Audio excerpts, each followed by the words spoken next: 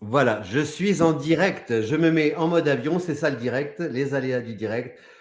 Voilà, pour être totalement disponible. Bonsoir à toutes, bonsoir à tous. Je suis ravi de vous retrouver pour un nouveau rendez-vous. Une soirée dédiée ce soir au féminin sacré. Et je commencerai cette émission par une chanson, les paroles d'une chanson d'une femme que j'aime beaucoup, qui s'appelle, une chanteuse qu'on entend hélas trop rarement, c'est Lucie de Bosonge. Et elle dit ceci: femmes qui êtes en prière, qui vivez dans les villes ou dans les champs, qui travaillez la terre et dans les champs, femmes qui vivaient dans les villes, dans les ghettos, dans les îles et sous le vent, femmes vivant dans les campagnes, dans les déserts et dans les camps, femmes, relevez-vous, il est temps. Alors pour poser ma première question et poser plein de questions, pour savoir justement quel est le chemin, l'itinéraire que suivent les femmes aujourd'hui en 2023, un itinéraire peut-être apaisant, qui se veut apaisant et apaisé pour c'est peut-être ça la clé pour mieux combattre et affronter l'adversité, l'apaisement, le retour à soi. Et ce retour à soi, je vous propose de vous initier à ce retour à soi et au féminin sacré avec Julie Détouche, que j'accueille tout de suite. Alors, je fais rentrer Julie Détouche, voilà, par la grande porte. Bonsoir Julie. Bonsoir Marc, bonsoir tout le monde. On se dit tu, hein, parce que dans la vie, on se dit tu. Bah ouais, carrément. Alors justement, j'ai la première question. Alors Julie est l'auteure et journaliste, conférencière, autrice d'un livre qui s'appelle Initiation aux runes. C'est quelqu'un de curieux qui a aussi créé le site Apprenti Sorcière sur Instagram. Vous pouvez le retrouver. Je mets tout de suite l'adresse là, voilà, qui est là. Ah non, ça c'est l'Initiation aux runes. C'est ça le direct. Voilà, Instagram Apprenti Sorcière. Et alors Julie, j'ai une première question à te poser justement par rapport à cette phrase de Lucie de Bosonge: femme, relevez-vous, il est temps. Est-ce que le féminin sacré, c'est un chemin à suivre pour permettre aux femmes de se relever peut-être d'abord intérieurement? Ah, merci pour cette question et puis encore merci pour cette invitation. Et je voulais aussi remercier toutes les personnes qui vont regarder cette vidéo et qui vont prendre du temps pour, avec nous, explorer cette question cruciale du féminin sacré. Écoute, oui, alors, je pense que le féminin sacré, en fait, ça s'adresse aussi aux hommes, vois-tu? Et que tu es Ah, autant concerné que moi, ainsi que tous les hommes, par le féminin sacré. Donc oui, évidemment, c'est quelque chose qui est très personnel, qui est, à l'intérieur de chacun d'entre nous, et qui s'explore et c'est pour ça que moi j'ai à cœur je revendique la notion d'apprentie sorcière, parce que je pense que la vie est un apprentissage et je pense aussi que la sorcière est une figure qui est mal comprise et voilà, elle fait partie de ces femmes qui ont été mal comprises, qui ont été mal, acceptées, et voilà, qui ont vécu, le pire dans ce qui est possible sur cette terre et qu'aujourd'hui, on a besoin de leur énergie, on a besoin de leur histoire, et de leurs, enseignements, pour, relever les défis qui nous attendent et Dieu sait qu'ils sont nombreux et le féminin sacré pour moi, c'est la clé de sortie, toutes ces guerres, de toutes ces injustices, de toutes ces violences qui en sont souvent malheureusement du fait des hommes. Euh, Pas de toi bien sûr, hein, j'entends. Mais en tout cas du masculin et du patriarcat pour ne pas le nommer. Et donc pour le nommer, enfin voilà, aujourd'hui on est tous un peu malades d'un masculin autoritaire, d'un masculin voilà, directif et brutal. Et on a tous besoin d'aller chercher notre féminin d'accueil, notre féminin de compréhension, qui va faire du lien, qui va accepter le temps. Aujourd'hui, tout le monde se bat contre le temps.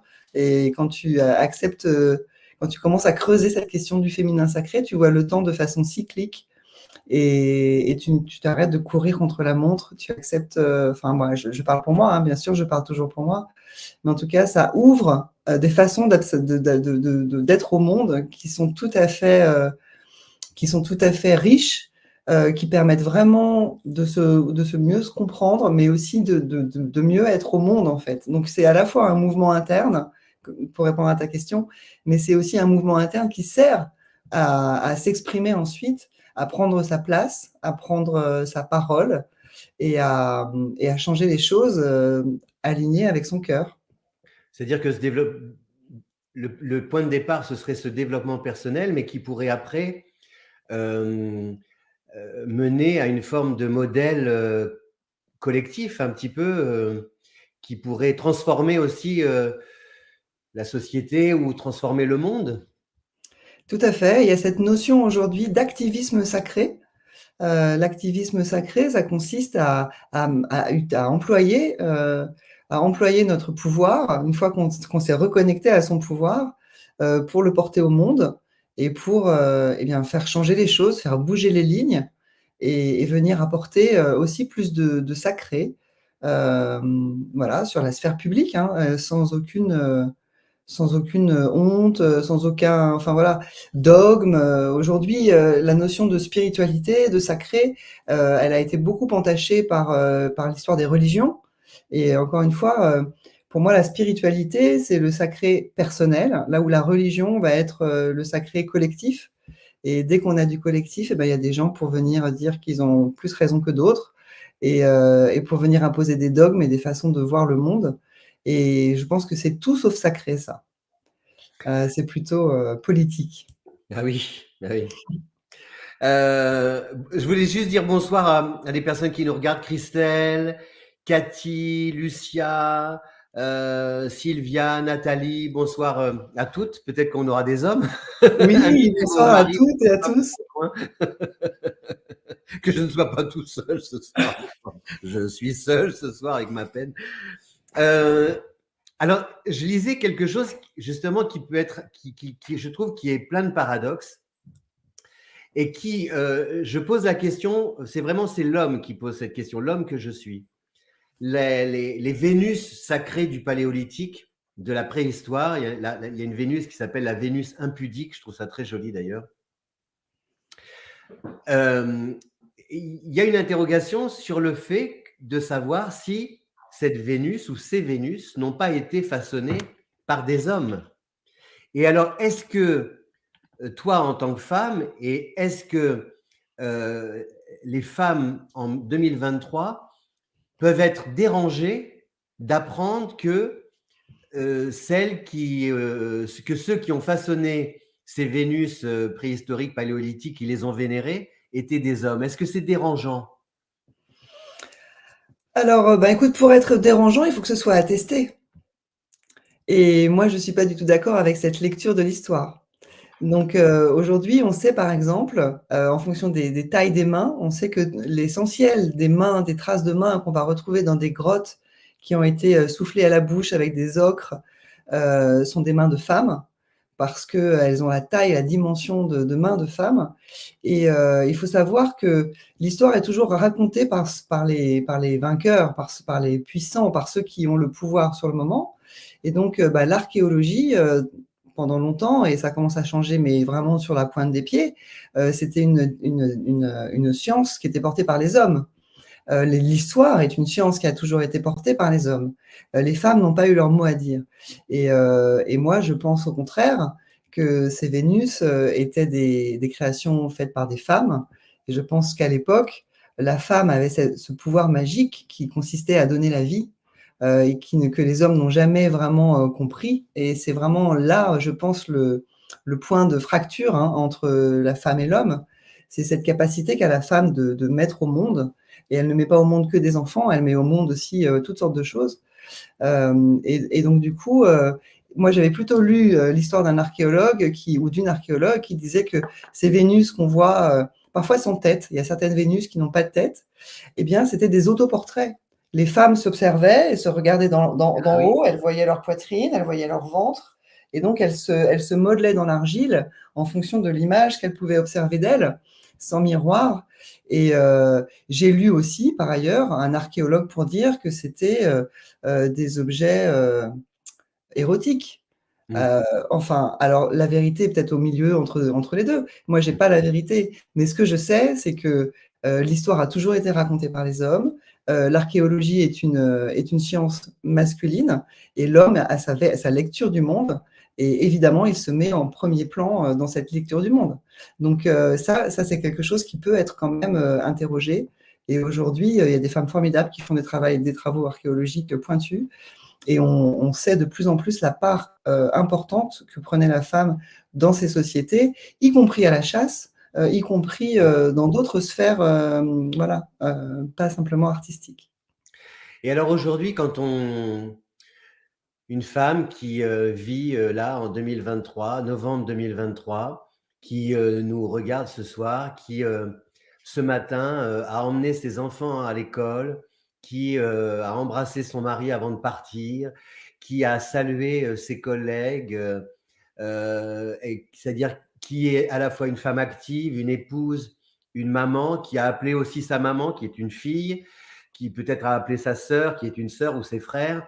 C'est-à-dire cette femme multiple en 2023, comment elle peut, sur quel fil elle peut tirer pour retrouver ce féminin sacré, se reconnecter à ce féminin sacré qui est en elle, parce qu'on est tellement happé par, comme tu disais, le temps, la course contre la montre, les obligations, et quand on se pose, c'est pour pouf, on tombe, on dort, ou alors on prend son téléphone. Comment on peut se reconnecter aujourd'hui en 2023 quand on est une femme comme ça, aux journées bien remplies, à son féminin sacré?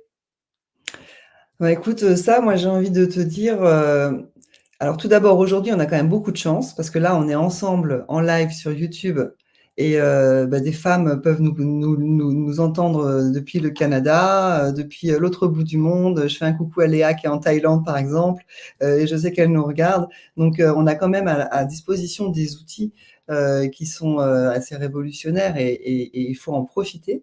Donc, moi, ce que je propose à chacune, c'est toujours de s'écouter et de se dire, tiens, aujourd'hui, j'ai envie de faire quelque chose, j'ai envie d'aller regarder sur Internet tel élément, tel truc, tel article, telle conférence. Donc, on a quand même une source d'information qui est multiple et variée. Et toujours en se disant que comme il n'y a pas de hasard, on tombe toujours sur la petite chose, la petite vidéo, la petite citation, le truc qui va faire un déclic et qui va nous emmener sur ce chemin. À partir du moment où on a ouvert son cœur et qu'on a envie, le chemin, il s'ouvre. Il suffit de faire un premier pas.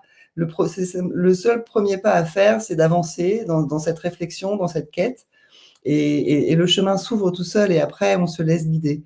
Il y a rien de plus simple à faire et il n'y a pas d'appréhension à avoir, de peur de jugement, de peur de mal tomber, de tomber sur un gourou, enfin, j'en sais rien. On a notre libre arbitre et chacune et chacun d'entre nous est apte tout à fait à avancer sur un chemin de connaissance de soi et de compréhension du monde. Après, moi, si je peux simplement peut-être partager mon parcours, il a été fait de beaucoup de rencontres. Il a commencé peut-être très jeune parce que j'ai fait du caté et j'avais une sensation particulière avec la notion du divin et que j'avais du mal à comprendre et qu'on m'expliquait si mal. Et donc, du coup, j'ai presque eu un rejet à un moment où vraiment je sentais le dogme qui était pesant et on me disait c'est comme ça et pas autrement. Et ça, moi, c'est quelque chose que j'ai du mal à admettre. Et puis après, c'est dans mon parcours de vie, le fait d'avoir eu des enfants, des filles en particulier, m'a interrogée sur ces questions. C'est beaucoup de lectures, c'est c'est des rêves prémonitoires aussi qui ont pu me mettre aussi sur le chemin. Par exemple, j'ai commencé vraiment mon initiation en travaillant sur les chakras. Donc, j'ai découvert avec l'enseignement de Katia Bouchiche. Alors, j'ai une petite pile de livres et d'oracles sur le côté donc je vais les sortir un peu au fur et à mesure parce que j'ai besoin de rendre hommage aussi à toute cette nourriture qui m'a portée et qui… Ça peut guider aussi, oui. Tout à fait. Donc, si tu permets, si vous Je vous en prie, permettez, chère Julie. chère amie, voilà. Alors, je suis très heureuse parce que Katia a sorti sa Bible des chakras. Regardez, ça brille, c'est magnifique. Et quand je l'ai rencontrée et que j'ai rencontré ses enseignements, je lui ai dit, Katia, tu peux pas simplement les transmettre à la personne qui suivent tes stages. Il faut un livre, il faut que ça rayonne et que ça parte bien plus loin que simplement auprès de tes stagiaires dont je faisais partie. Et aujourd'hui, je suis tellement heureuse de voir ce livre qui est magnifique. C'est une Bible, hein, c'est vraiment, je ne sais pas si on voit un peu la taille la taille de l'ouvrage, mais c'est très généreux et il est magnifique et il nous parle de nos chakras. Donc, voilà, c'est une connexion aux différents centres énergétiques qui nous parcourent, que les Indiens connaissent depuis des millénaires, presque 5000 ans. Donc, c'est pas quelque chose qui vient de sortir du New Age et qui a été inventé, hein. C'est quelque chose qui a été expérimenté. Moi, j'ai à cœur de l'expérimentation. C'est vraiment pour moi la clé d'entrée. On peut entendre des choses, on peut lire des trucs, tant qu'on n'a pas mis les mains dans la matière, tant qu'on n'a pas ressenti, tant qu'on n'a pas expérimenté, c'est du vent. Donc voilà, j'ai commencé mon parcours avec les chakras et c'est vrai que dans chacun de ces centres énergétiques, on va rencontrer des ombres, on va rencontrer des lumières, on va rencontrer des problématiques qui sont propres à chacune et qui en même temps vont vibrer parce qu'on a tous un peu les mêmes sujets, hein, d'une certaine façon. Donc il y a l'effet miroir aussi qui est très important. Et voilà, mes chakras résonnent avec les tiens et ils voient à quel endroit c'est intéressant d'aller travailler. Donc c'est vraiment un enseignement qui est très très riche. Et puis après, ben voilà, j'ai continué à me former. J'ai appris aussi l'astrologie. Tu en sais quelque chose. Voilà, la numérologie, le pendule, les oracles, le tarot de Marseille évidemment, parce que tout ça, c'est autant de propositions de voir le monde, de chemins initiatiques à parcourir, avec encore une fois cette notion de cycle, avec un début, une montée, et puis une descente, et puis un nouveau début. Et ça, c'est quelque chose qui aujourd'hui n'a pas enseigné à l'école. Et pour moi, c'est l'une des clés, vraiment l'une des pierres fondamentales du féminin sacré, cette notion de cycle. Parce que ça permet de vraiment comprendre le monde autrement. Et dans le cycle, j'aime bien, tu sais, le 8 à plat, là, le Oui, signe de l'infini, oui, parce que voilà, Lexicate. voilà, c'est un cycle. Et si tu t'imagines avec le présent au milieu, la boucle du passé, la boucle du futur, voilà. Après, quand on va méditer aussi, la méditation, c'est très, très précieux. Quand on arrive à être dans l'instant présent, on se rend compte qu'en fait, on peut construire, créer, vraiment manifester sa réalité et faire de la magie. Et pareil, là, le langage des oiseaux, j'ai adoré me former sur le langage des oiseaux. La magie, c'est simplement l'âme qui agit. Donc pour que notre âme agisse, eh bien, il faut l'interroger, voilà, il faut s'y connecter. Et justement, toutes ces personnes qui nous écoutent, qui nous regardent, moi, je pars toujours de ce quotidien quasi alimentaire Mmh. que la vie nous oblige, enfin que les hommes, que les êtres humains nous obligent, parce que c'est un système qui nous oblige à payer notre location sur la terre. Moi, je pense que c'est quand même, voilà, c'est terrible de se dire on est venu sur cette terre pour trouver le moyen de survivre, manger et s'abriter. Et pour ça, il y a des personnes qui spéculent sur le fait qu'on puisse manger et voilà, qu'on soit obligé de manger et s'abriter. Et donc, toutes ces personnes qui… Je dis ça parce que je vous écoute, je vous vois, mesdames, je vois vos commentaires. Après, ce sera votre tour. Vous poserez des questions à Julie. Mais je parle en tant qu'homme. Je parle en tant qu'homme qui a, depuis plus de 30, presque 30 ans, oh là là, mes cheveux blancs, qui a rencontré, croisé des femmes, beaucoup de femmes, parce que dans la voyance, dans les consultations, j'ai croisé beaucoup de femmes. Et je rends vraiment hommage aux femmes parce que j'ai rencontré des femmes qui, d'une intelligence incroyable, mais en même temps d'une abnégation incroyable parce elles vivaient aux côtés d'un homme. J'ai rencontré par exemple une femme, le mari était assis à ma place, le réfrigérateur était derrière, il la regardait et lui disait le beurre. Voilà. Donc, lui, il avait juste à faire ça pour ouvrir le frigidaire. Voilà. Et moi, je suis comme Romain Gary, je suis féministe dans ces… Et qu'est-ce que tu pourrais, quelles petites astuces, des petits éléments que toi que tu utilises dans ta vie de tous les jours, qui peuvent te sortir de cette espèce de poids, de trucs sur la tête. Là, tous les jours, il faut se lever et puis peut-être se réveiller à côté d'un homme qui nous fatigue, qui nous épuise, etc., qui râle et qu'est-ce qu'on mange ce soir. Qu'est-ce que tu peux donner comme clé justement pour se relier et se reconnecter à ce féminin sacré, à cette matrice, à cet univers, à cette nature, Parce que voilà, moi, en tant qu'homme, pour moi, la femme a quelque chose de sacré à la base. Quand j'étais jeune, plus jeune, j'avais des cahiers entiers, 4, 5 cahiers avec toutes les posters de Farrah Fawcett, Marilyn Monroe. Mais c'était pas, il n'y avait rien de sexuel derrière tout ça. Il y avait une admiration pour tout ce que je ne suis pas. Et c'est en ça que j'aime la femme. Et c'est en ça, et ça, j'aimerais des fois que les femmes qui nous écoutent, et toi, Julie, les hommes ne sont pas tous, entre guillemets, ne voient pas dans la femme un objet sexuel uniquement. Ils voient, je pense qu'il y a beaucoup d'hommes qui voient dans chez la femme ce qu'ils ne pourront jamais être, quelque chose qu'ils ne pourront pas atteindre. Et pour ça, ils leur rendent hommage, mais ils attendent d'elle qu'elle soit à la hauteur parfois de cet idéal. Peut-être que j'idéalise de trop, ou que, comme me disait ma prof de philo, vous êtes platonicien, c'est-à-dire que vous avez un tel idéal de la beauté que finalement vous êtes toujours frustré et insatisfait. Bon, bref, ceci pour dire quelles sont les clés que tu peux donner comme ça au quotidien pour démarrer et aller et s'acheminer vers ce féminin sacré et se reconnecter? Alors, je vais. Oh, pardon, je t'ai coupé. Attends. Bah, tu t'es coupé tout seul aussi? Tu es toujours là? Bon, non, quand même, le temps que tu reviennes, Marc-Angèle, redire quand même que le féminin sacré, c'est pas la femme, hein, c'est quand même une énergie qui est présente aussi dans l'homme et qui n'a pas été déployée ces derniers siècles, en fait. Et, et c'est très dommageable et tout le monde en souffre. En fait, on a deux jambes, hein, le féminin, le masculin, et on a besoin de marcher sur ces deux jambes. Donc, donc voilà, les hommes aussi sont invités à connecter à cette énergie. Après, les petits conseils que je peux donner pour le quotidien, enfin moi, ce qui m'a beaucoup porté, c'est de m'interroger sur les dimensions sacrées du monde, du vivant. Te revoilà.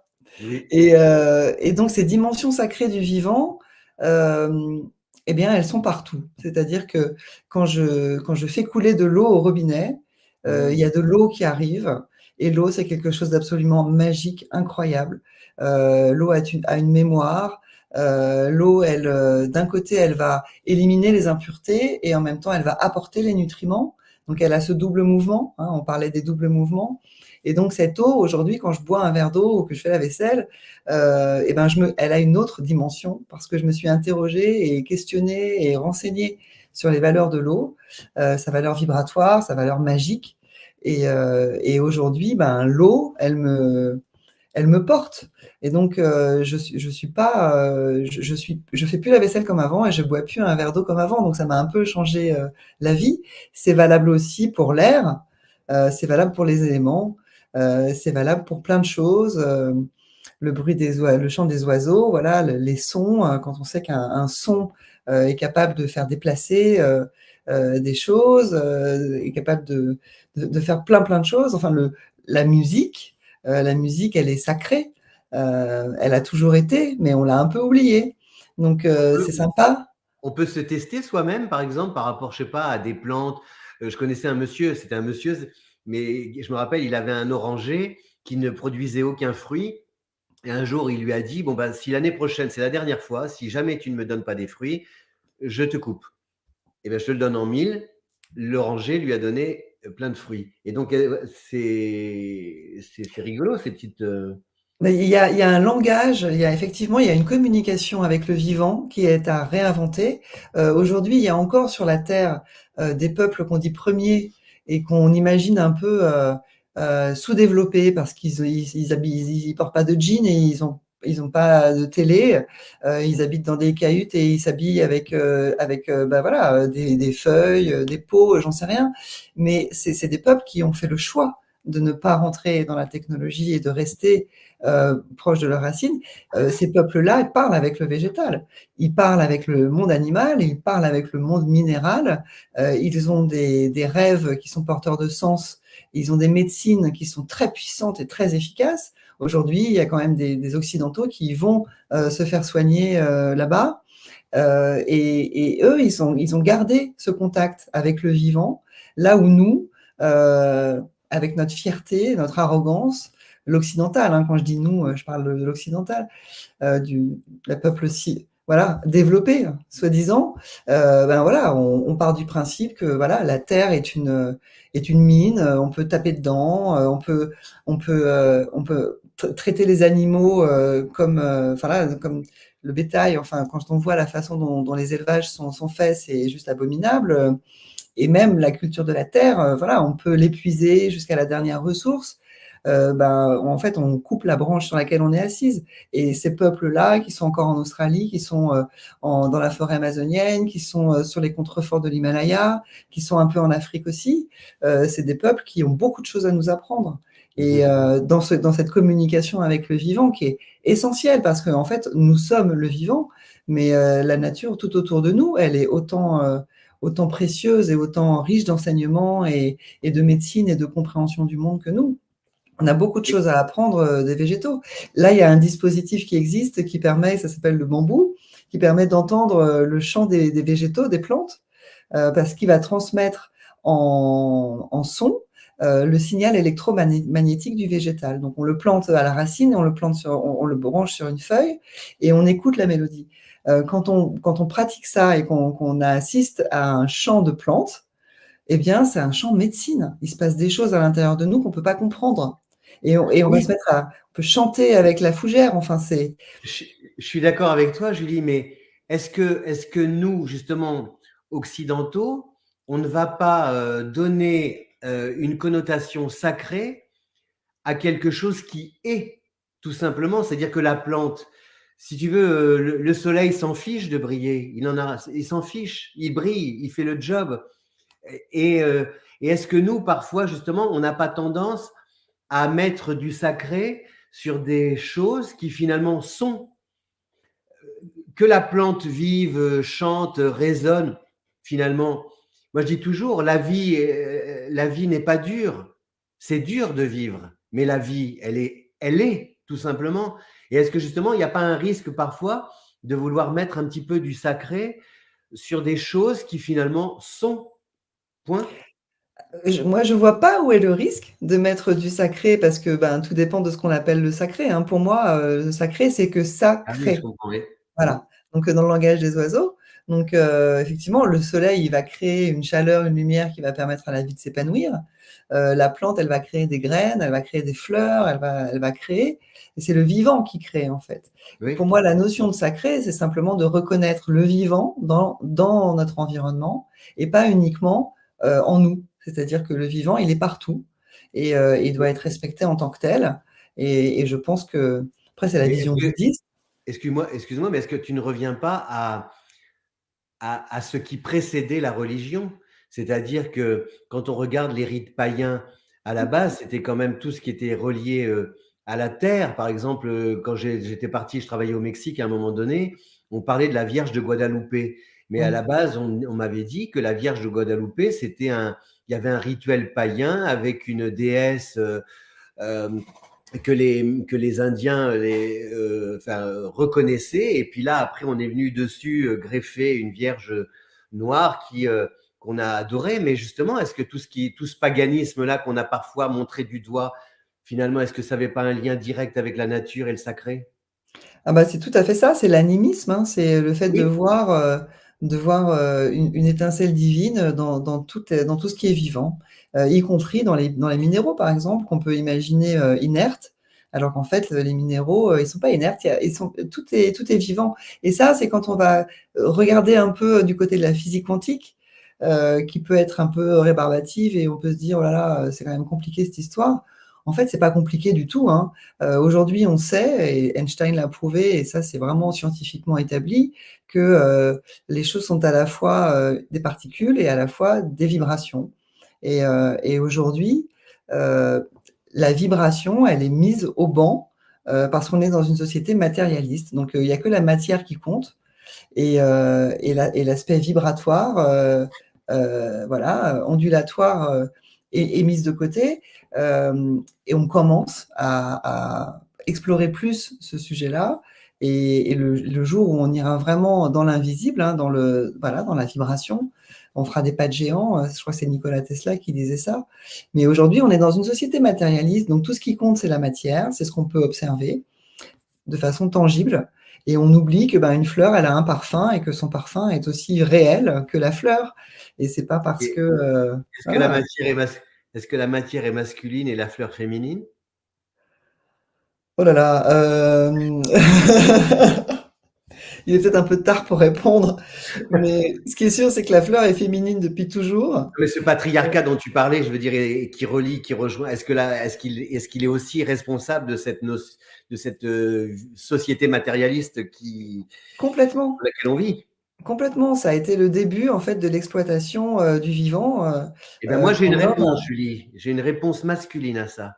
Ah, vas-y. C'est que vous, mesdames, qui m'écoutez, qui me regardez, vous avez quelque chose que je n'ai pas, c'est que vous pouvez prolonger la vie. Donc, vous pouvez vous projeter dans l'avenir. C'est pour ça que souvent, dans les questions en consultation, quand on me pose des questions, est-ce que c'est l'homme de ma vie? Est-ce que je vais faire un bout de chemin? Parce qu'il y a cette possibilité de vous projeter dans l'avenir puisque vous prolongez la vie. Mais nous, pouf, on est limité. On a quelque chose. Et donc, je pense que l'être humain, l'homme n'a pas d'autre choix que de gérer l'instant présent. Et je pense que dans cet instant présent, il est soumis à une forme de matérialité qui, en plus, c'est ce que disait Jacques Brel. Jacques Brel disait finalement, tout homme, un homme, en fait, un homme, son désir, ce qui anime un homme, c'est d'aller voir ce qu'il y a de l'autre côté de la colline. Voilà. Et puis en chemin, il rencontre une femme. Et puis cette femme, elle lui dit, tu m'aimes, on s'aime, maintenant tu vas me faire un œuf. Alors, mais comme elle ne peut pas rester à arrondir son ventre et faire cet œuf à ciel ouvert, donc elle lui dit, tu vas me mettre à l'abri, s'il te plaît. Donc lui, il construit des murs autour d'elle. Les murs, elle, la protègent, mais lui l'étouffe. Et donc, à un moment donné, ce besoin d'aller voir ce qu'il y a derrière la colline finit par le rattraper. Et c'est pour ça que ça crée toujours le décalage entre l'homme et la Oui, femme. après, ces murs qui la protègent, ils peuvent l'étouffer aussi, hein. Et les femmes n'ont pas besoin d'hommes pour mettre des clôtures autour d'elles et être en protection. C'est vrai. Ça, c'est quand même une vision très. Moi, j'aime beaucoup Jacques Brel, hein, mais c'était un homme qui a vécu en son temps. Et voilà, sa vision aussi de la femme est pas forcément aussi juste qu'on peut l'imaginer. Et il peut y avoir beaucoup de projections et d'attentes.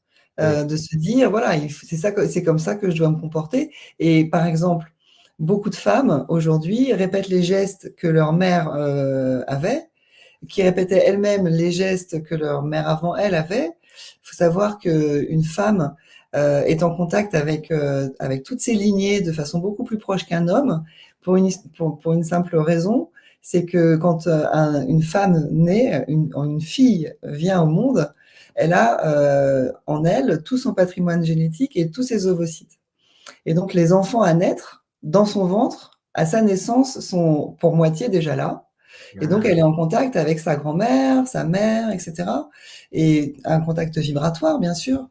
Et quand elle devient maman à son tour et qu'elle met au monde une fille, elles sont aussi en contact avec toutes ces d'accord. lignées. Et, et voilà, la société a fait que Un voilà, la gros. femme, pendant longtemps, est restée derrière les casseroles et les paniers de linge. Et aujourd'hui, on se rend bien compte que c'est quand même pas une fin en soi, c'est quand même pas une voie de développement, et qu'il y a d'autres choses à faire que de s'occuper de son foyer derrière ces quatre petites clôtures bien au chaud, hein. Il y a quand même des femmes aujourd'hui qui vont dans le monde et qui portent une voix qui est importante à entendre. Je pense vraiment, moi j'ai un rêve, si j'avais une baguette magique, je suis apprentie sorcière, mais j'ai ma baguette magique, mais elle n'est pas aussi puissante que ça. Mais si on pouvait une semaine échanger tous les hommes qui sont au pouvoir pour leurs femmes, leurs sœurs, leurs mères, leurs amis, eux, euh, juste une semaine, ils laissent les clés de la baraque. Je pense qu'on aura réglé beaucoup de conflits, peut-être même la fin dans le monde, peut-être même plein d'autres choses. Simplement, les femmes ne sont pas écoutées, elles sont laissées au banc, elles sont laissées derrière la porte. On ne leur fait pas la place parce que les hommes ont peur. Ils ont peur de ce féminin, de cette femme, ils ne savent pas trop bien comment ça marche. Et ils ont surtout peur de perdre leur pouvoir. Donc, il y a eu depuis toujours des phénomènes de sape et de mise au banc de la femme. Ça vient par la sorcière, hein, les femmes qui ont été brûlées sur les bûchers pour sorcellerie, c'est pas parce qu'elles sont allées manger des enfants tout crus les soirs de pleine lune dans la forêt ou forniquer avec le diable ou que sais-je encore. C'est parce que c'était des femmes qui avaient des connaissances, qui soignaient, qui étaient dans les villages et qui avaient un pouvoir, leurs paroles étaient entendues et elles dérangeaient la société patriarcale embryonnaire et qui voulait s'installer. Donc ils ont quand même exterminé des millions de femmes en Europe pendant des siècles. C'est abominable, sous des prétextes, et puis alors je te parle pas des tortures et compagnie, et ça c'est des choses qui se sont transmises dans les gènes. Aujourd'hui on sait avec l'épigénétique que ce qu'une personne a vécu, elle le transmet génétiquement à ses descendants, et donc du coup on porte tous en nous, tout en nous, ces mémoires de persécution, ces mémoires de brutalité abominable et d'injustice. Et donc la femme a peur de prendre sa place dans le monde. Et pourtant, Dieu sait que c'est important aujourd'hui de le faire. Donc, encore une fois, merci de venir porter cette parole. Marc-Angèle, si tu reviens, j'espère que je t'ai pas fait peur. Tu as disparu. Merci Myriam pour tes encouragements. Oui, je suis en train de lire les. Justement, il y a des témoignages. Il y a Sylvie, par exemple. Je te lis un témoignage. Oh là, tu es toujours là? Oui, voilà. Oui, mais j'ai pas bougé, moi. Quand on voit dans l'histoire chrétienne le déni, que ce soit pour Marie-Madeleine, qui était jusqu'à la fin aux côtés de Jésus, ou Lucie Couzaz, la compagne de l'abbé Pierre, et bien d'autres femmes reniées. Le livre est magnifique. Ah, le livre est magnifique, c'est pour le chakra. Ah oui, je le remontre pour celles qui l'ont pas vu encore. Merci J'ai Marc. d'autres choses à vous montrer. Ah oui, ma Bible des chakras. Merci Marc pour cette analyse très jungienne de la femme. Ça change de Freud, qui était taureau, né le 6 mai. Oui, beaucoup pour ce que vous dites, ça me rassure. J'ai vécu ça, mais on endure avec l'âge. Oui, on endure avec l'âge. Oui, la vie, mais vous avez raison, on a oublié de vivre avec la vie, avec ce qui nous entoure. Ce que j'aimerais bien savoir, c'est si vous avez vous aussi eu des témoignages si vous avez pu, mesdames, vous relier au féminin sacré qui est en vous, comme Julie, à travers peut-être des petites touches, des additions comme ça d'événements, d'éléments, où là vous avez dit, tiens, moi par exemple, je sais pas, j'ai un truc, tu as dû le vivre, Julie, ou tu le vis de temps en temps. Il y a des moments, je suis dans mon jardin, il y a un truc, je me dis, je pourrais partir là. Il y a un truc, je ne sais pas si c'est ça qu'on appelle la grâce, mais on pourrait venir me chercher, ou je ne sais pas, où je pourrais mourir, il faut employer le mot exact. Là, voilà, je ne sais pas, il y a un truc, j'aime la vie, mais je ne sais pas si tu as aussi des fois ces moments, et puis c'est des trucs à nous, c'est-à-dire qu'il ne faut pas en parler trop aux autres, là je vous en parle, je ne devrais pas, mais c'est des moments qui vous appartiennent, ça peut se produire n'importe où, des fois, un espèce de truc, un alignement, et je pense que tu as dû le vivre aussi, Julie, non? Ah bah oui, c'est des moments qui sont très précieux, c'est des moments qu'on appelle de flow aussi, Oui. ce moment où le temps semble s'arrêter, Oui. et on est simplement, juste une présence. On n'est pas forcément, on sort justement de la matière, on sort de notre incarnation, un peu voilà, de cette enveloppe charnelle qui nous cloue au sol. Et quand on arrive effectivement à vivre ce genre de moment, à la fois c'est délicieux, ça permet de relativiser beaucoup de choses. Et puis c'est souvent des moments médecine, c'est des moments où pendant ce temps-là, il se passe des choses à l'intérieur de nous qui nous permettent de guérir des blessures, de guérir des incompréhensions. On en revient transformé. Et on peut avoir ce genre de moments-là au concert, en écoutant une musique, comme tu le dis, dans le jardin, en jardinant. Quand on s'oublie un peu et qu'on se laisse porter par la beauté de la vie, effectivement, ça peut arriver. Moi, j'ai vécu des moments comme ça aussi parmi mes expériences d'exploration de la conscience. Donc le darshan d'Ama, par exemple, Ama qui est une gourou indienne et qui prend les gens dans ses bras comme ça, qui fait ça tout le temps de façon tout à fait bénévole. et qui a bouleversé la vie de plein de gens. Et moi, quand elle m'a pris dans ses bras, le temps s'est arrêté, l'espace s'est arrêté. J'étais dans un autre espace-temps qui m'a semblé durer un temps infini, alors que c'était des poignées de secondes. Ça, c'est Le labyrinthe, ouais. hein? C'est intéressant ce que tu dis parce que je pense que je pense que vous qui nous regardez, qui nous écoutez, je pense que ça serait un premier exercice. Enfin, pour moi, c'est un des premiers exercices, je trouve, par rapport à ce monde dans lequel on vit aujourd'hui, le rapport au toucher. Je dis ça parce que l'autre fois, j'ai eu une dame qui est venue en consultation, qui m'a appelé et elle me dit, c'est fou, j'étais dans la voiture avec mon fils et j'ai mis ma main sur son genou. Oh, il m'a dit, oh, maman, j'aime pas quand tu me touches. Et il adore sa mère, hein. Mmh. Et je me rends compte qu'aujourd'hui, il y a ça, le rapport au toucher, comme tu dis, accepter que l'on vous serre dans les bras. J'ai l'impression que c'est de plus en plus difficile.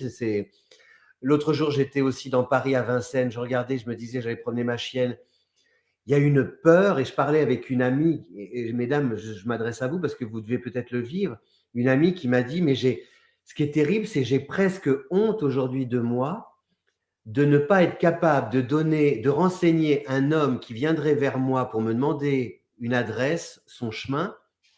Eh bien non, je trace ma route et après je me dis, mais ça se trouve, c'est peut-être quelqu'un de gentil. Et Mmh. l'autre jour, moi-même, j'étais dans le bois de Vincennes et je promenais ma chienne et je voyais des femmes qui couraient et je me disais dans ma tête, je me disais, mais il n'y a rien de plus difficile pour un homme, l'homme que je suis, qu'on suppose que je puisse être un prédateur. C'est-à-dire que les hommes gentils, il y a des hommes gentils, Ah oui, heureusement. et les hommes gentils souffrent et subissent cette réputation qu'ont les hommes aujourd'hui ou qu'a l'homme aujourd'hui d'être possiblement, voilà, un prédateur. Et c'est très difficile à vivre quand on est quelqu'un qui respecte les femmes au plus haut point, quoi. Je veux dire, c'est très difficile. Mais ça, c'est sûr que, encore une fois, c'est un effet de bord, d'une certaine façon, ben, de cette société quand même qui tourne sur la peur, qui tourne sur, la protection, hein. Aller mettre des alarmes partout chez vous, prenez un gros chien, faites attention. C'est terrible, oui. Bon, il faut savoir quand même que l'esprit humain est capté, par la peur, parce que plus on aura peur, plus on se protégera et plus on a de chances de survivre. Donc ça encore, du point de vue de l'épigénétique, hein, c'est parce que tous nos aïeux avant nous ont eu peur et ont mis en place des systèmes de protection qu'aujourd'hui on est sur Terre. Sinon, ils se seraient fait Mmh. bouffer par des tigres à dents de sabre, ils seraient morts d'une famine ou que sais-je encore. Donc on porte dans nos gènes toutes ces lignées de personnes qui ont pris des précautions pour rester en vie. Et aujourd'hui qu'on a du chauffage, un toit sur la tête, des antibiotiques dans la pharmacie, même si c'est pas automatique, les antibiotiques, surtout pas. Enfin bon, bah, tu comprends l'idée. On n'a pas tant de raisons que ça d'avoir peur pour nos os. Et en fait, on est quand même pétri de peur. Et ben, moi, je pense que tout le parcours, justement, pour se reconnecter au féminin sacré et pour se reconnecter au sacré, consiste, entre autres, à se défaire de ces peurs, à les regarder en face, C'est ça, il hein, faut une porte détricoter. Oui. et se dépioter de ça. Parce qu'en fait, derrière une porte fermée, on imagine toujours qu'il y a un monstre, alors qu'on a autant de chances qu'il y ait un monstre qu'un ange. Hein. Donc, il n'y a pas de ça, et ça, c'est pas mathématique, quoi. C'est pas logique. Mmh. Les peurs sont assez irrationnelles, et nos comportements, c'est important aussi de les observer et de regarder comment on va se situer, comment on se positionne, parce que peut-être qu'on répète les gestes ou les pensées ou les mots qu'on a entendus de nos mères, de nos grands-mères, et que c'est pas forcément quelque chose qu'on ressent en soi. Donc c'est des choses aussi, les peurs qu'on peut avoir, qui peuvent être assez irrationnelles. C'est important de les regarder en face, de les interroger, de les confronter à la réalité, Mmh. pour voilà, se dire est-ce que j'ai vraiment raison d'avoir peur? Je pense qu'en fait, on n'a jamais raison d'avoir peur, Mmh. et que la peur, ça ne sert qu'à une chose, c'est de prouver qu'on a du courage, de se prouver qu'on a du courage. Ah oui. Donc je suis pas en train de dire, allez faire les fofolles et voilà. Évidemment, il faut garder, quand même, une, heu, une sécurité, mais une sécurité, c'est pas une peur. Et Mmh. la peur, c'est quelque chose d'assez irrationnel qui demande à Et être interrogé. et est-ce que toi, justement, est-ce qu'aujourd'hui, tu dirais que tes filles ont une longueur d'avance d'avoir une maman qui les initie très tôt un peu au féminin sacré, alors que peut-être que toi, tu as fait le chemin un peu plus tard et que tu l'as fait par toi-même? Est-ce que justement, est-ce que par exemple, vous qui nous regardez, qui nous écoutez, qui êtes maman, est-ce que justement cette reconnexion au féminin sacré et de transmettre ça à ses enfants, ça leur donne des outils utiles et précieux pour l'avenir et pour elles-mêmes d'abord aussi? Oui, bah, écoute, très sincèrement, moi, mes enfants sont adolescentes, donc j'ai envie de te dire que si c'est le cas, elles le reconnaissent pas pour l'instant. En tout cas, je sais que ça infuse, et que, bah, moi, dans la mesure où je leur fais une confiance absolue et que mes enfants, c'est quand même mes grandes enseignantes, hein, moi, je suis pas là pour leur enseigner, la façon de vivre, hein. Je leur fais part de mon expérience, mais je les laisse, s'exprimer dans le monde comme elles veulent et je ne sais pas si c'est un cadeau particulier, hein, tu sais, on dit que souvent les cordonniers sont les plus mal chaussés. Mais en tout cas, ce qui est sûr, c'est que les générations qui arrivent ont des challenges énormes à relever et que moi, je leur souhaite d'être vraiment alignés avec leurs valeurs, dans leur pouvoir, sans peur, sans conditionnement, en tout cas les plus faibles possibles. Et elles ont des outils que toi, tu n'avais pas à leur âge, par exemple, aujourd'hui, quand tu les Oh vois? ben, oui, oui, bien sûr, bien sûr. Moi, j'ai été élevée par une maman au foyer, pour qui c'est important de bien paraître, d'être bien coiffée, d'être polie avec le monsieur et cetera. C'est pas comme ça du tout que moi j'ai élevé mes enfants. Mais Mmh. mais je ça correspond à un moment, ça correspond à une époque et Mmh. c'est parce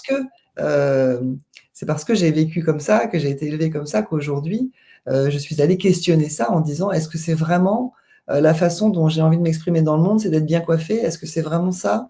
Je suis pas sûre Mmh. et donc voilà, aujourd'hui, je pense porter autre chose, et mes filles, pour elles, ça leur semble assez naturel. Tu sais, ça va très, très vite. On parlait du temps.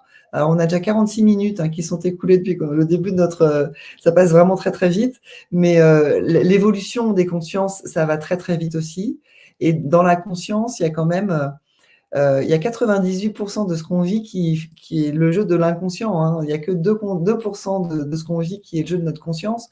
Donc tout ça, ça travaille dans l'inconscient et aujourd'hui, on est dans un grand, grand mouvement d'essor et d'ouverture des consciences. Tous les outils, qui sont à notre disposition, moi, quand j'ai découvert les cartes, les oracles, c'est des catalyseurs de conscience. Ça permet d'aller, immédiatement, sur un sujet. On sait aujourd'hui qu'il y a des psychologues, des psychothérapeutes qui travaillent avec les cartes. Oui. En séance, ils vont tirer une carte et ça va correspondre pile poil au sujet. Donc plutôt que de tourner en rond avec un truc, on n'arrive pas à cracher, bim, au bout de 2 minutes, on a le sujet, on y va, on avance. Donc aujourd'hui, ça va très, très, très vite.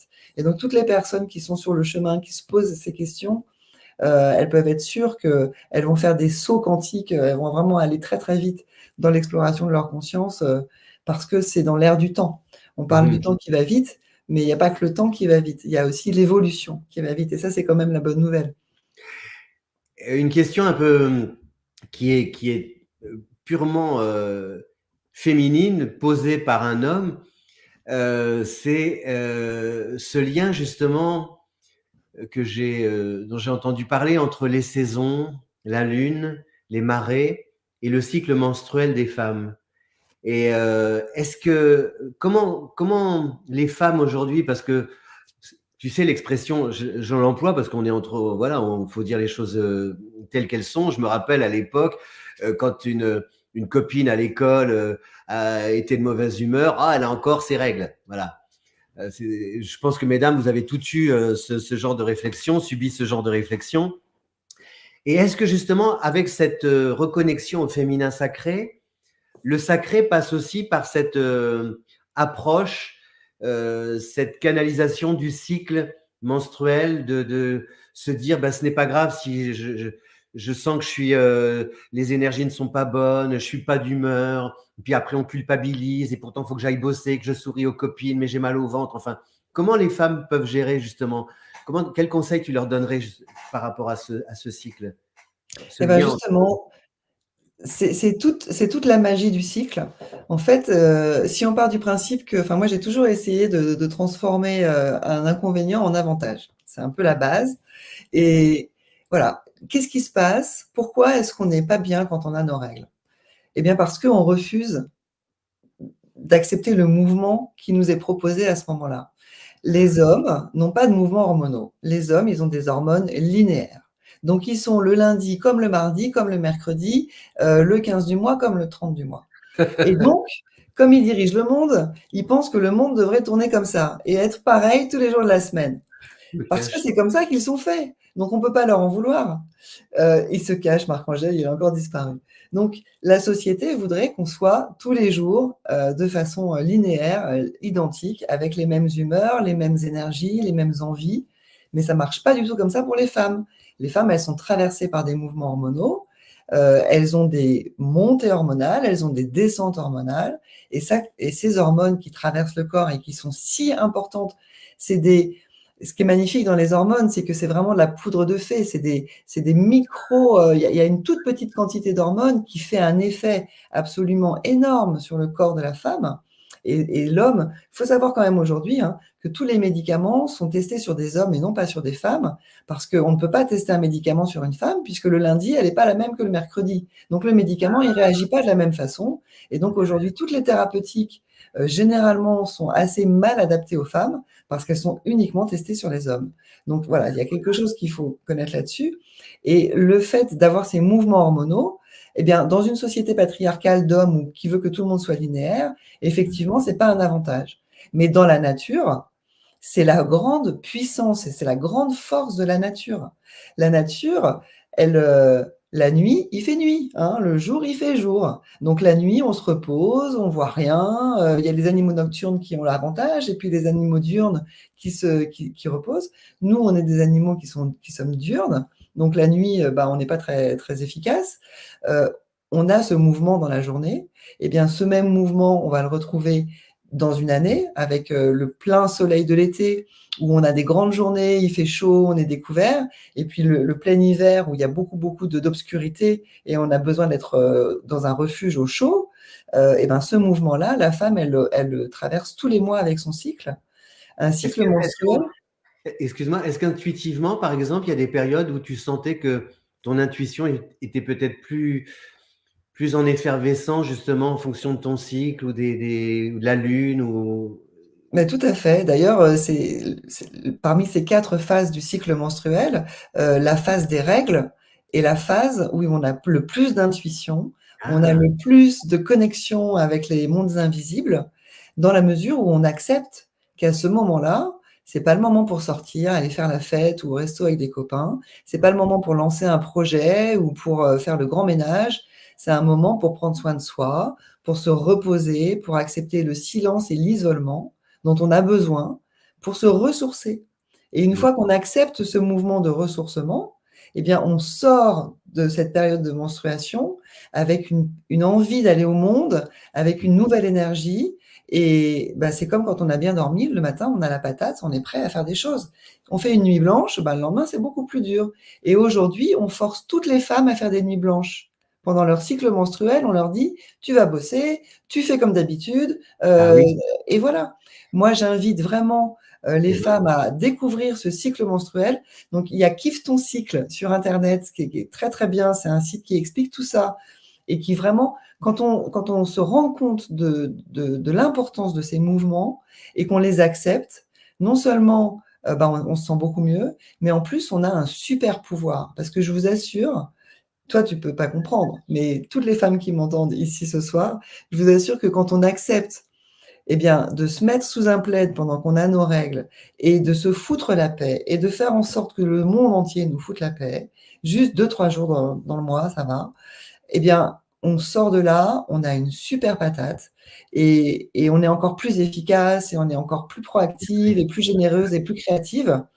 Mais il faut accepter ce moment-là. C'est pas une maladie, c'est un moment d'introspection obligatoire, tout comme la nuit ou tout comme l'hiver. Et la Ah, lune, elle a ce mouvement. j'ai une petite question qui est très intéressante, Myriam, qui dit tout à fait, Julie, bien qu'aujourd'hui je suis ménopausée, bien que je pense que les hormones réagissent toujours Alors ça, c'est intéressant. Est-ce que les hormones continuent de réagir toujours Bah, malgré écoute, le... Myriam, d'une certaine façon, oui, parce que ton corps, il a pris l'habitude pendant toutes ces années d'avoir ce mouvement. Donc c'est comme une inertie, hein, c'est comme une toupie qui tourne, elle s'arrête pas tout de suite. Donc forcément, les mouvements continuent à te traverser. Après, il faut savoir aussi, tu parlais de la Lune, Marc-Angèle, mais cette Lune qui tire sur les marées, elle a aussi un effet sur le vivant et elle a un effet sur nous. Donc nous, nos menstruations, elles sont souvent calées avec la lune ou la pleine lune ou la nouvelle lune en fonction un peu du typologie de femme qu'on est. Et c'est des mouvements qui nous... Vraiment, quand on n'a plus de repères par rapport à son cycle, on peut regarder la lune et on peut voilà, profiter de la pleine lune pour être actif, pour remettre en lumière plein de choses. Et puis la lune décroissante pour se calmer un peu. Et au moment de la nouvelle lune, il faut faire un bilan, il faut se reposer, il faut se coucher tôt. Voilà, enfin moi, c'est quand je dis il faut, Mhm. pardon, il faut rien du tout, hein, chacun fait comme il veut. Mais moi, c'est mon invitation, en tout cas, à toujours accepter l'énergie comme elle est, et elle est jamais pareille qu'hier. Et même si dans la société dans laquelle on est, avec l'électricité, ben voilà, en hiver, il fait encore jour, la preuve, on se voit alors qu'il fait nuit noire dehors. Bon ben, encore une fois, hein, l'épigénétique nous dit que ben, notre glande pinéale et nos gènes, l'hiver, on a besoin d'être plus au chaud et plus dans le repos, dans une énergie de repos. Et l'été, voilà, on va pouvoir se déployer. Mais si on ne Je s'est pensais pas ça par reposé en rapport hiver, je pensais ça, excuse-moi, par rapport au...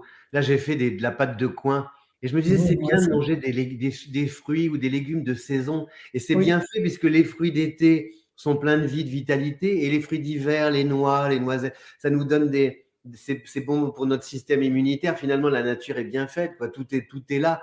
Mais pourquoi vouloir manger des tomates en décembre, quoi? C'est ça l'absurdité de la vie.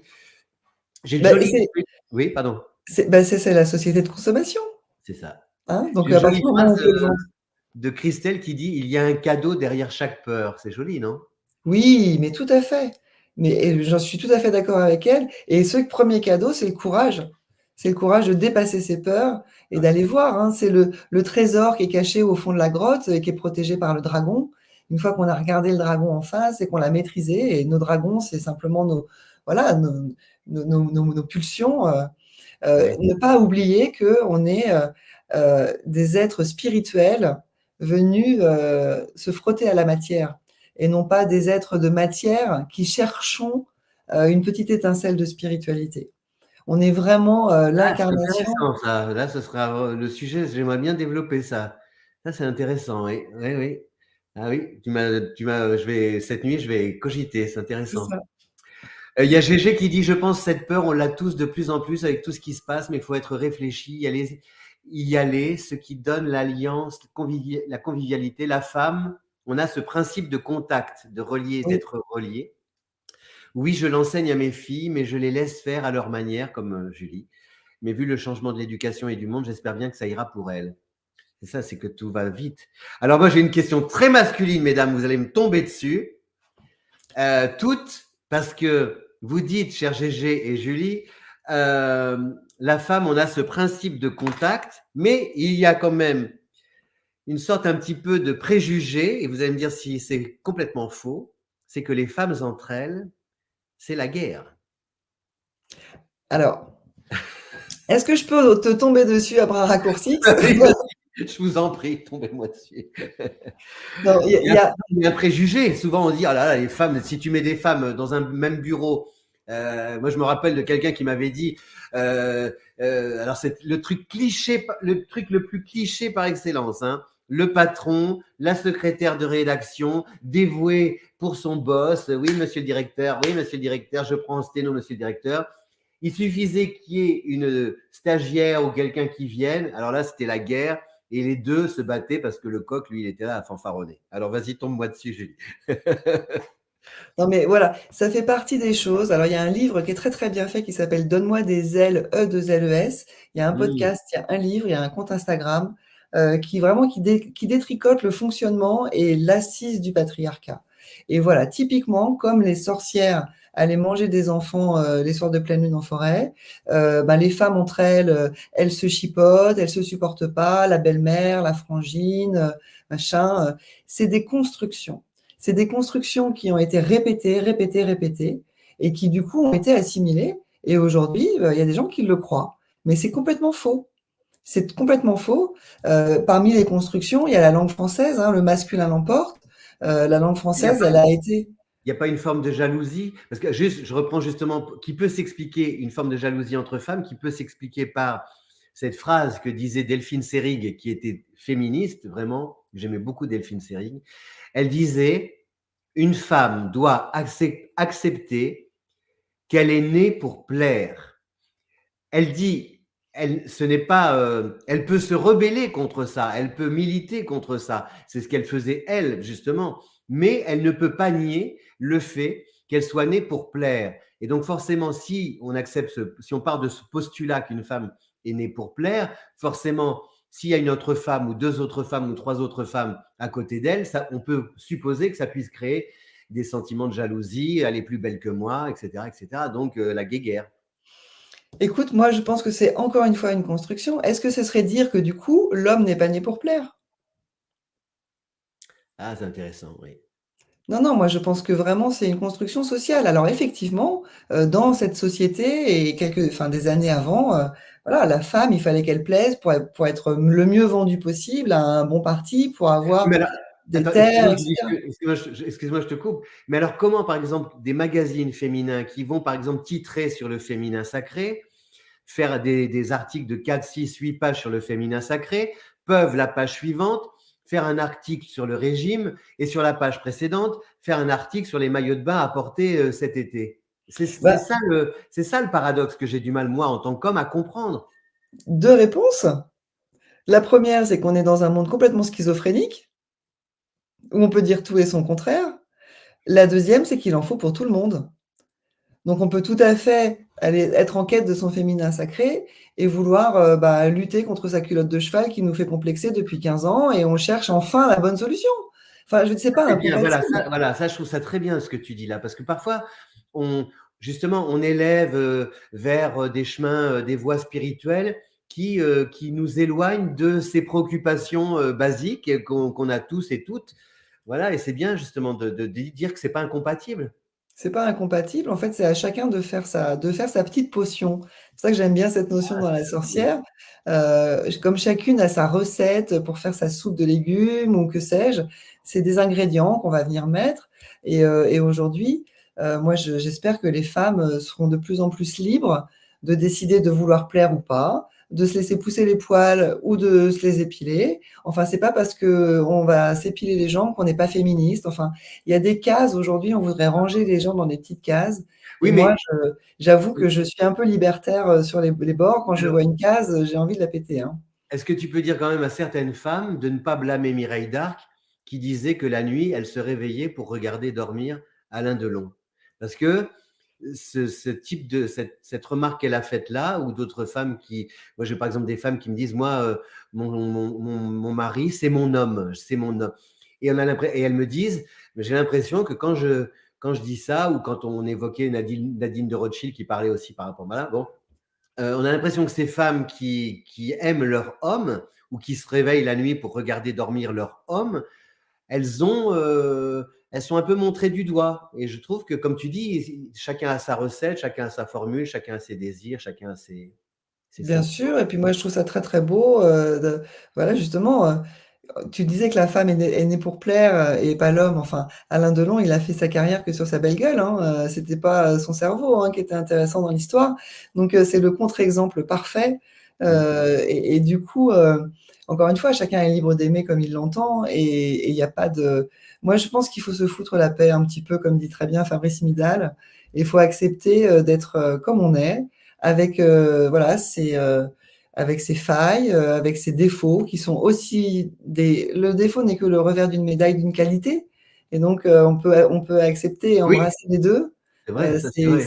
Alors que vouloir se voir parfaite, la femme parfaite, le monde parfait, le mec parfait, le mariage parfait, c'est du poison. Enfin, ça empêche de vivre, ça empêche d'apprécier justement toutes les aspérités de la vie.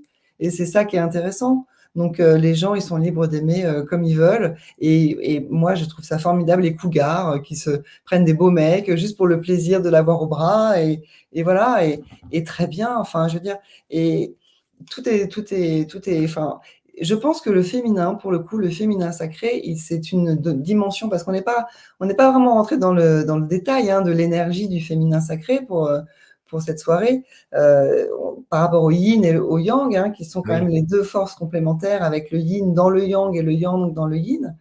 Mais ce yin, qui est donc le féminin, c'est cette coupe, c'est ce Graal qui va accueillir, qui va être le réceptacle du monde, de la vie. Et dans ce Graal, chacune d'entre nous, chacun d'entre nous peut accueillir la vie avec toutes ses aspérités, avec tous ses paradoxes, avec voilà, tous ces changements, ces mouvements. La vie, c'est du mouvement.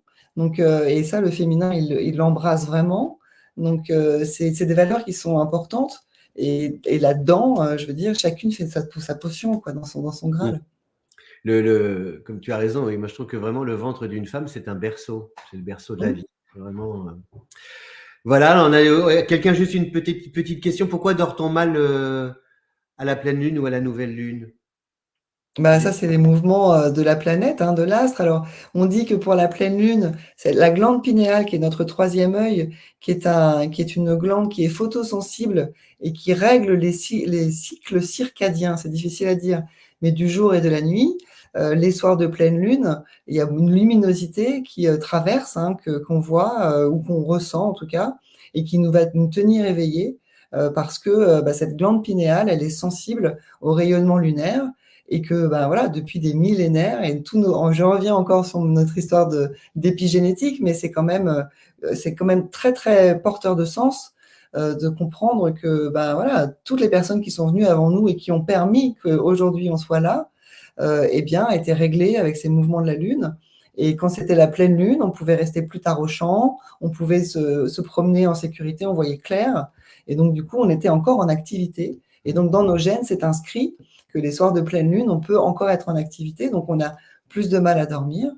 Et les soirs de nouvelle lune, c'est un peu le mouvement inverse, c'est-à-dire que la nouvelle lune, c'est un moment un peu de bilan, c'est un moment de pause, et donc tout ce qu'on a un peu sur la patate, qu'on n'a pas digéré, les choses qui ne sont pas goupillées comme on aurait voulu, ça nous travaille un peu, on est un peu grinçant ces soirs-là, on peut être un peu agacé, un peu ulcéré de patiner sur des sujets, de ne pas avoir réussi à régler des problèmes.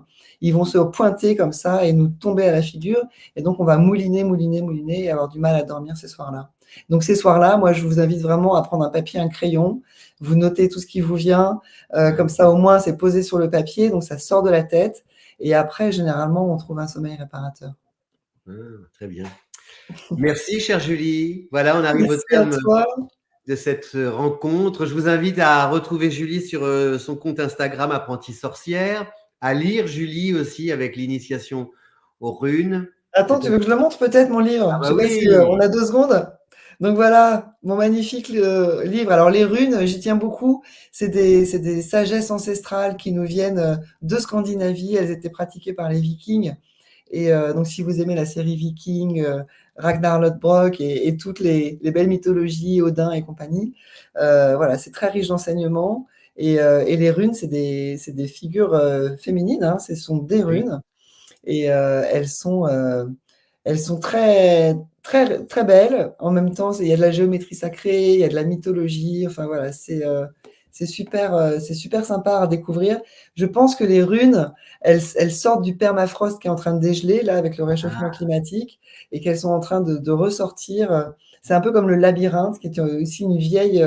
Tiens, j'ai un autre livre à te montrer sur le labyrinthe, qui est une vieille tradition. Vas-y, Julie, on fait comme dans Apostrophe, tu sais, pivot. Oui, mais j'en profite parce que vraiment, il y a tellement de belles choses. Le tatouage de la Terre. Waouh, c'est joli ça comme expression. Ah oui, c'est un livre remarquable. Le labyrinthe, il a été utilisé depuis la nuit des temps partout sur la planète. Et donc, il y a vraiment des raisons pour ça. C'est un parcours initiatique, encore une fois. C'est un outil aussi, voilà, une onde de forme qui va nous aider à nous recentrer, à vraiment à revenir dans notre axe. et pour être plus fort après, pour aller dans le monde. Tout ça dans le but, encore une fois, de porter sa lumière au monde, d'avancer pour faire bouger les lignes, prendre sa place, voilà. Et chaque personne est importante, chaque personne est sacrée. Chaque individu a sa part de féminin sacré comme de masculin sacré qui a besoin d'être accueilli dans le monde. Donc, j'espère que les personnes qui nous ont écoutés ce soir, et merci Marc-Angèle pour cette belle soirée, voilà, vont continuer à avancer sur le chemin de la découverte de leur spiritualité et de leur être profond et le plus lumineux. Merci, chère Julie. Et j'espère que Merci toutes encore. nos apprenties sorcières vont s'initier et devenir des vraies, de belles fées, de belles enchantresses dans l'avenir et dans leur vie, surtout personnelle. Merci beaucoup. Merci On encore. se retrouve peut-être dans 15 jours. Alors, avec Mélissa, il faut que je vois normalement. Et Mélissa, c'est une personne qui va nous parler un petit peu comment elle est passée de la vie active et comment elle a sauté le pas pour devenir médium et voyante. Parce que c'est vrai, parfois, il y a plein de personnes qui apprennent les cartes, l'astrologie, puis qui ont peur de sauter le pas. Et justement, comment le tremplin peut se produire. À bientôt, Super. chère Julie. Je voulais juste, moi, conclure en vous disant, mesdames, à toutes, qu'à mes yeux, et je pense aux yeux de beaucoup d'hommes sur la Terre, le féminin, pour nous, c'est sacré. Au revoir, Julie. Au revoir à Au toutes. revoir. Merci beaucoup. Au revoir. Merci.